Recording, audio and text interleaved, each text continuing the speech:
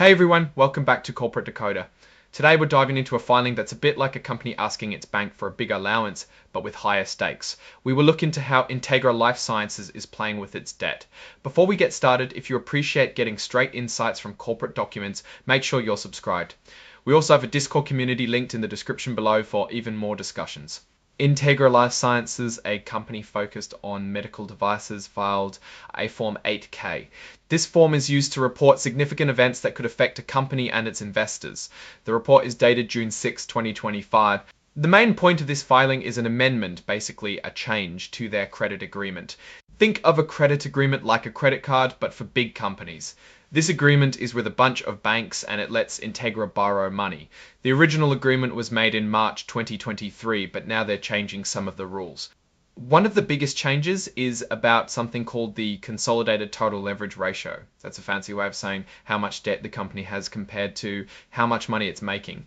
Banks care about this number because it tells them how likely the company is to pay back its loans. Integra is getting the bank to agree to increase how much debt they can have. Originally, the highest their leverage ratio could be was 5.00 to 1.00.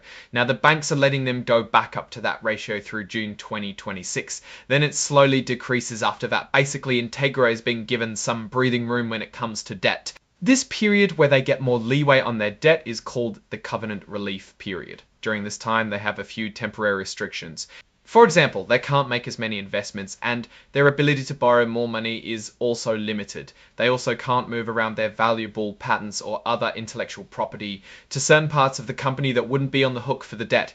The key thing to remember is that this amendment doesn't actually give Integra more money to borrow. It just changes the rules about how much debt they're allowed to have compared to their earnings. If you're interested in all the nitty-gritty details, the amendment is attached to the filing as an exhibit. Now, let's take a step back and think about what all of this means. Integra LifeSciences is essentially renegotiating its loan terms with its banks. They need more flexibility with their debt because something must be going on that they need more flexibility than originally anticipated. This could be due to a recent acquisition, as mentioned in the filing, or potentially some financial challenges. It's not necessarily a bad thing, but it's something investors should pay attention to. It shows that the company is working with its lenders to manage its financial situation. Looking at Integra LifeSciences, the company is navigating a complex financial landscape. Getting more wiggle room on its debt is a double-edged sword. On one hand, it provides flexibility to manage current challenges or pursue strategic opportunities like acquisitions. On the other hand, it could signal underlying financial strain. One of Integra's strengths lies in its diverse product portfolio in the medical device space. This diversification can cushion the impact of any single product's underperformance. However, relying heavily on debt to finance growth, as the amendment suggests, introduces risk. Looking forward, Integra faces both risks and opportunities. The medical device industry is highly competitive and subject to regulatory changes. Success depends on innovation, efficient operations, and strong financial management. In conclusion, this filing highlights a crucial moment for Integra LifeSciences.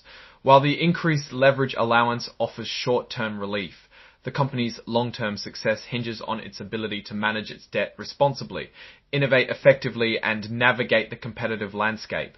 Investors should closely monitor Integra's financial performance and strategic decisions in the coming quarters. Alright, that's our breakdown of Integra LifeSciences' latest filing. What's your take on these changes and what they signal for the company's future? Drop your thoughts in the comments. If this analysis was valuable, hitting that like button really helps, and subscribe for more deep dives. Don't forget to check out the Discord in the description for more finance chats. Thanks for watching. See you next time.